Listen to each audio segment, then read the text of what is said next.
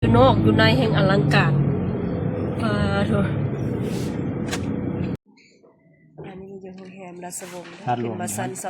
23ธาตุหลวงอยู่พู้นเดี๋ยวเราจะให้ก่อนบัดนึงอันนี้มันบึงธาตุหลวงว้าวบึงธาตุ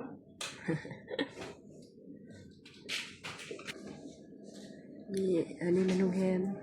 ราชวงศ์คือกันเอาขึ้นมาชั้น37บึงมุมวิวนครหลวงเวียงจันทน์โอ้ยงาม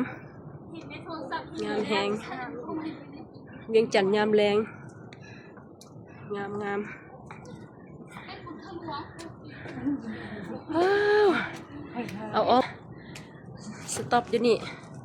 เอาทางไปดงๆพุ่นล่ะเริ่มตะนี่ไปเด้อ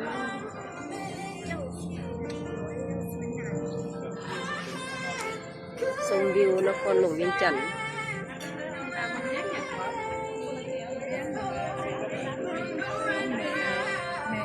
อยู่ทางดาดฟ้าโรงแรมราชวงศ์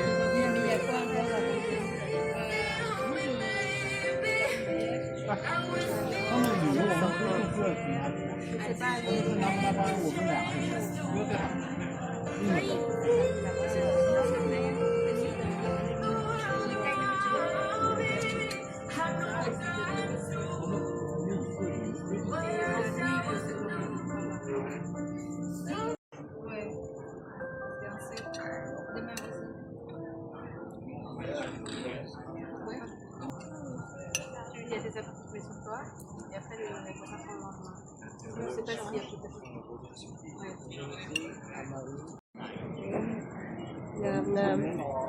อันนี้เบื้องทางไปดงโดกนะฝนตกจมพูนไปดงโดก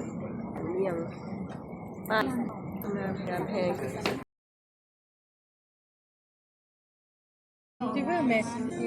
Moi, je viens tout seul,